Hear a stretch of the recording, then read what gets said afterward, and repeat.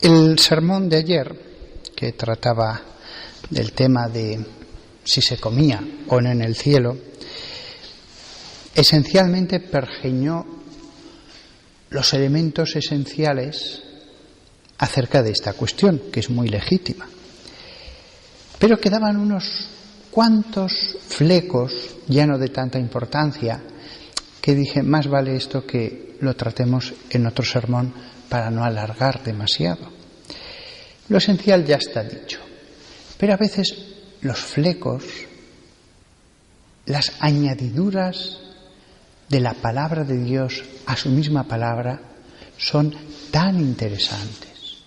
Son un reto de nuestro Padre Dios a sus hijos. Vosotros habéis visto cómo los padres tantas veces les hacen adivinanzas, les dicen adivinanzas a los hijos, les proponen acertijos. Eso es un placer del padre, ver cómo su hijo se esfuerza por buscar la solución. Pues Dios hace a veces un poco lo mismo en su palabra. En el fondo es la palabra de un padre. Ayer hablábamos de cómo una razón esencial para que Jesús comiera un trozo de pescado asado está en lo que había dicho antes. Mirad mis manos y mis pies, mirad que soy yo mismo. Porque un fantasma no tiene carne. Bien, esa es la razón principal que está atestiguada por dos versículos de Hechos. Hechos 1, versículo 3, con muchas pruebas convincentes de que él estaba vivo. Y en otro lugar se dice que comió y vivió con él después que se levantó de los muertos. Ahora bien, dejé aparte, para no alargarme, un versículo del libro de Tobías, capítulo 12, versículo 19, en que cuando Tobías llega a casa de su padre, ya está casado, su padre ha sido curado de la ceguera y están discutiendo qué pago le hacen a un guía a la tierra de Media que había sido tan bueno, y entonces les dice, soy un ángel, el ángel Rafael. Y en un momento dado de esa preciosa explicación que es la culminación de ese libro, dice, aunque vosotros me estabais mirando, en realidad yo no comí ni bebí nada, porque lo que visteis era una visión. Nos parece muy lógico. Un ángel puede producir una visión. Claro, pero esto plantea un problema respecto a los textos de Hechos. Hay que reconocerlo. Al final, la lectura de los versículos de la palabra de Dios como de la realidad tiene que basarse en el sentido común. Porque este versículo de Tobías lo que prueba es que todo se puede problematizar hasta el infinito.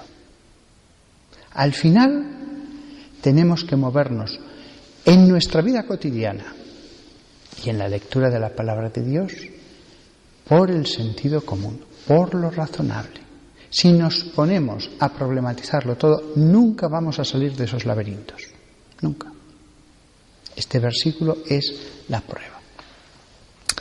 Después, otros versículos que quería simplemente que miráramos entre todos. ¿Os acordáis de que en el Apocalipsis había dicho Dios, les daré a comer del maná que está escondido? A los vencedores les daré a comer del maná que está escondido. Había tres posibilidades esenciales en el tema del comer. Uno, que se comiera como en la tierra. De momento no hay ningún dogma que prohíba pensar así. Otro, que no comemos en absoluto. También el que quiera pensar que en este aspecto seremos como los ángeles, puede pensarlo. Pero hay una posibilidad intermedia que a mí me parece quizás la más atinada, y es que sí que comeremos, pero poco, un alimento que es material, pero enormemente espiritual, una especie de maná, que lo mismo que el pueblo elegido se alimentó del maná en el desierto, quizás también las masas de los salvados se alimenten de ese maná. A favor de esta posibilidad hay que decir que hay un versículo, Éxodo 16, versículo 31, que dice una cosa acerca del sabor. La casa de Israel lo llamó maná, era como la semilla del cilantro, blanca, y el sabor de ella era como las tortas hechas con miel. Este es uno de los dos versículos en que se habla del sabor del maná. Sí, eran como las tortas del trigo, quizás más insípidas por venir del cielo, no ser un fruto tan... pero tenían como un sabor como con miel. Y hay en el libro de la sabiduría, capítulo 16, versículos 20 al 23, se nos habla del maná como el alimento de los ángeles, y en un momento dice que este maná contenía todo deleite para satisfacer cada gusto, conforme al gusto del que lo comía. Se transformaba él mismo en lo que cada uno que se alimentaba de él deseaba. Es un versículo raro. Sabiduría, capítulo 16, versículos del 20 al 23. Es decir, y a eso tenemos añadido el que encima se quejaban cuando ya llevaban muchísimo tiempo comiendo maná, se quejaron de que aquello no sabía nada. Con lo cual tenemos 3 versículos. A mí me parece que esto lo que significa es que el maná, cuando lo comían, sí tenía un sabor ligeramente dulce por sí mismo, cualquiera lo notaba, aunque en general insípido, como las obleas de pan que se usan para la Eucaristía, como el pan mismo, si no se le añade sal ni levadura, realmente hasta la levadura le da un cierto sabor. Pero se añade un detalle, quizás aquellas personas que lo comían con hacimiento de gracias, que lo comían como algo espiritual, conscientes de la dignidad de ese alimento caído del cielo, se cumplía este versículo del libro de la sabiduría. Contenía todo deleite para satisfacer cada gusto. De tal manera que los que estaban fríos en el espíritu, los que les sabía solo a pan, sin sal ni levadura. Pero las personas que lo comían con hacimiento de gracias y con tanto agradecimiento porque Dios les diera eso, les sabía. Esto es muy lógico, como un Padre, Dios, va a mantener 500.000 de hombres, sin contar mujeres y niños, durante 40 años, alimentándoles solo de un pan que no sabe nada. Parece lógico que el mismo Dios que hizo caer el maná le diera un sabor, como el que dice el libro de la sabiduría, a ese mismo maná. Parece lógico. Pero si no tenemos esa actitud, entonces pasa como les pasó a las masas de los descontentos, como la misa. La misa a la persona que está llena de amor de Dios es un deleite, pero al que llega aburrido, sin fe, deseando que acabe, se le hace eterna, no le dice nada. Tenemos a uno que está poco menos que llorando de emoción ante la misa y a otro aburrido. Algo así parecido debía ocurrir con el maná. Entonces, dicho esto, es cuando podemos entender que si la posición intermedia, la de que en el cielo, una vez que haya la resurrección, se toma algo parecido al maná, o frutos, pero que van a ser algo esencialmente espiritual, no es que estemos comiendo algo insípido toda la vida, sino que como el maná satisfará a cada gusto, conformándose, dice la Biblia, al gusto del que lo comía. Se transformaba a sí mismo en lo que cada uno que lo comía deseaba. La opción de que en el cielo comamos como en la tierra me parece quizás excesivamente poco espiritual, y más contando con que habrá miles de millones de personas y quizás no haya tantos campos, no lo sé. La opción de que no comemos me parece excesivamente angélica. Al fin y al cabo, en el cielo seremos como ángeles. No dice seremos ángeles, como ángeles, pero seremos humanos, es decir, con cuerpo. El cuerpo tiene un gasto, el cuerpo, por lo tanto, tiene que reparar energías. Si la opción más carnal no me satisface, tendríamos que tener cocinas, tendríamos que hacer recetas, tendríamos que cocinarlo al fuego, etcétera. Si la opción más carnal no me satisface, la más espiritual también me parece que no me satisface. El cuerpo gasta.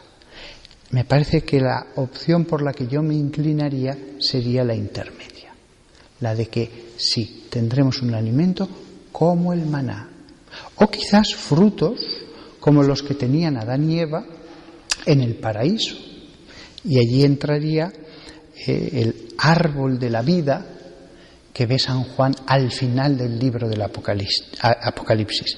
Precioso relato que vale la pena escuchar una vez más.